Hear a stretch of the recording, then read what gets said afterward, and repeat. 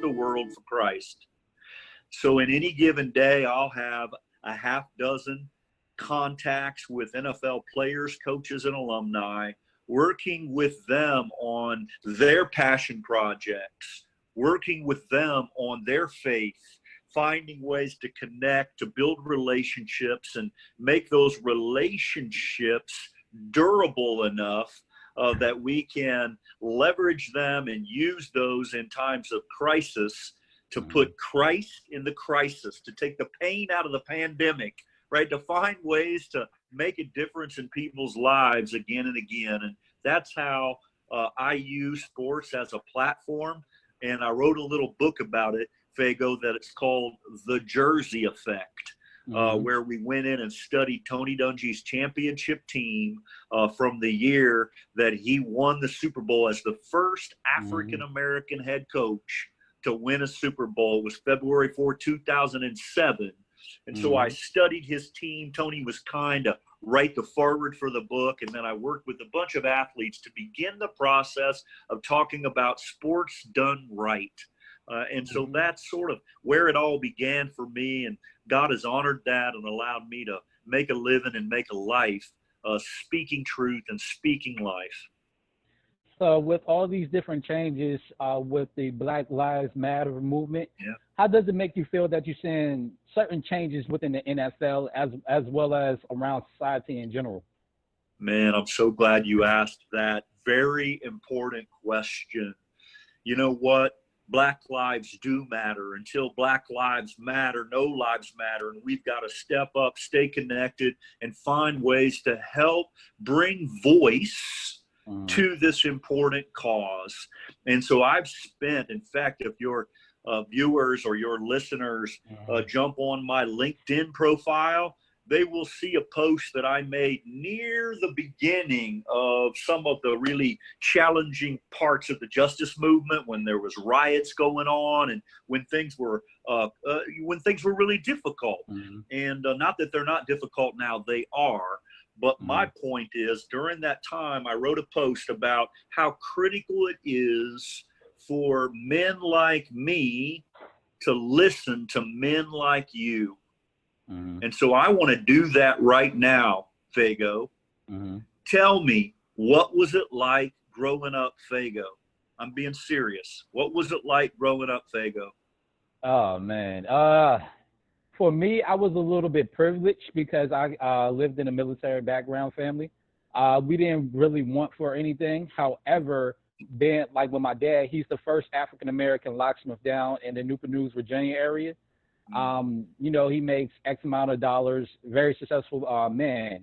And so there were a lot of people that, you know, didn't take too kind of his accomplishments.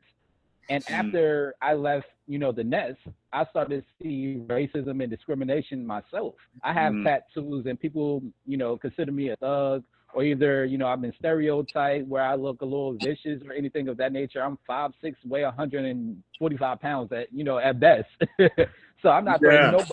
Yeah, I'm not threatening nobody. As well as, you know, just talking with different individuals and hearing some of these individuals saying, hey, I'm surprised you have a degree. That's very shocking because it's like, you know, we live in America where everybody is, you know, everybody wants a dream or a goal to go after. And you're telling me that you're shocked because I actually have an education. That's not right in my eyes.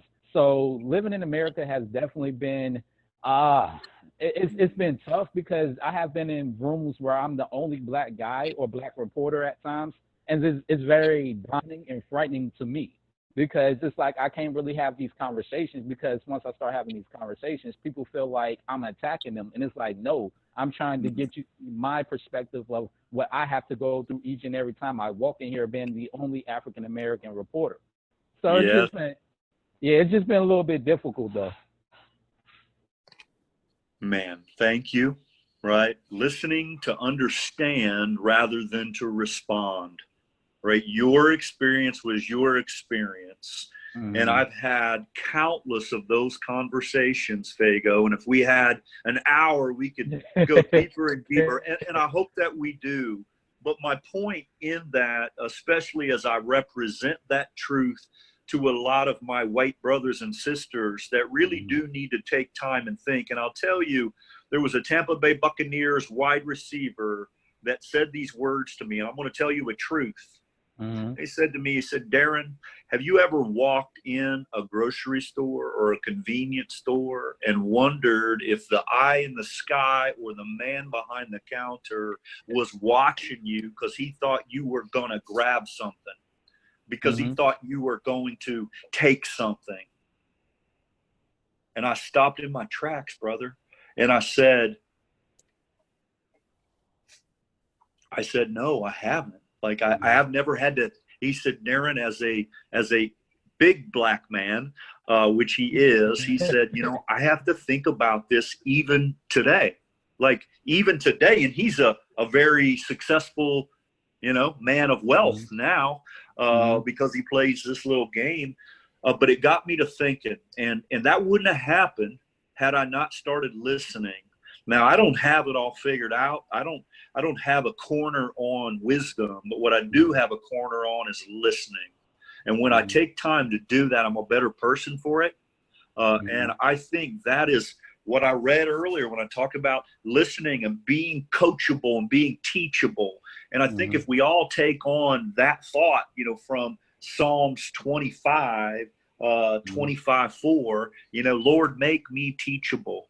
That begins with listening, not with an opportunity to respond, with an opportunity to just take it in. And I thank you for sharing with me a little bit of your story today. And we'll continue just to serve and support and try to make a difference as we go, Fago. Yes, sir. And I definitely appreciate you listening to me. That's what it's all about, listening and then reacting to what that person is talking about and to make a change within society. That's how we come together as Americans. And that's how we're going to make America great. Yeah, you're right. And it is an interesting period that we find ourselves in. And there has always been struggle. There will always be some measure of struggle. I got an opportunity twice this year, Fago, to teach at the Dr. King Center. It's called the King Center in Atlanta, twice this year. Leading different kind of groups. One was a group of NFL chaplains, where we got to train the guys that are training the guys. Again, leading the leaders that are then bringing that. And we went to the part of the King Center called, it's a wall where they call it the beloved community. And it represents Dr. King's teachings around the beloved community. And, you know, I got to admit, the first time that I encountered it, I didn't know it as well as I should. And by teaching it, we teach sometimes what we most need to learn. Yes, sir. And sometimes we win and sometimes we learn. That's Coach Landry. And it was speaking into my ear as I was encountering Dr. King's beloved community principles. And as I studied those and taught those, I began to learn more and more. And then I took another group back, just fell in love with what it is that I need to do a better job of, spending time and listening to the echoes of Dr. King down through history. And I hate that some men are feeling divided right now and some women are feeling disunified, but I believe, I am hopeful, I continue to believe in that same dream that Dr. King was talking about, that there is a better way. And I think that together we are better. We are stronger. A diverse people are a stronger people. And I believe that with all my heart. Yes, sir. And the last question for you is, do you see the NFL happening, and do you see fans actually going to be in stadiums?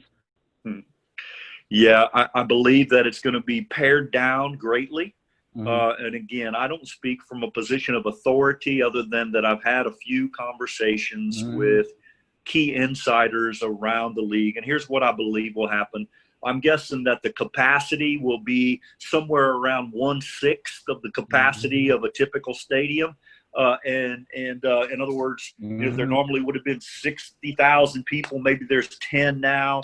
If it's going to be 80, it's now 15. So whatever that is, I do believe there will be a season, and I believe that We're going to find a way to compete.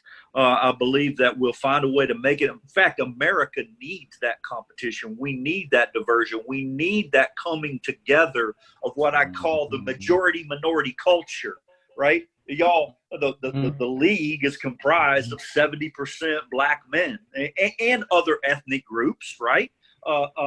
Samoan and other forms of ethnicity, Latino now, European, but I believe that we more than ever need that, and that goes the same with NBA. That goes the same with other sports that I see resuming play here soon. Fago, what do you think?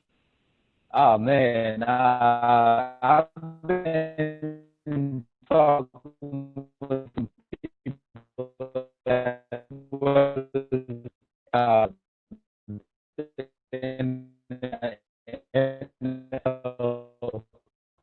I really want the season, but it's only kind of weird. Most people are talking about when the season is going to be there, but the rest of the season, the fans going up there. It's not going to be filled at capacity. Of course, they're going to be continue social distancing and wearing the face masks and different things of that nature. So I believe that there is going to be a season. I'm just hoping that Super Bowl is actually the beginning of February instead of the end of February or either March. So that's my perspective on life. But I know you got to wrap things up.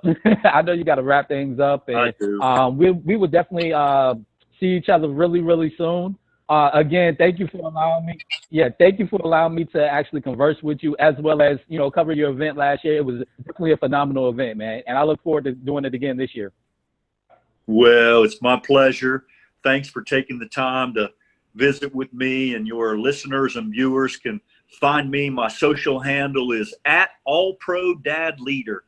So if they track around on that, they'll find me and they can get a feel for what's going on in and through the sports media ministry that I'm involved in. So blessings to you, Fago. We'll reconnect again soon, I'm sure, and have a great season. Yes, sir. You too. God bless. God bless. Bye now. All right, now. Bye-bye.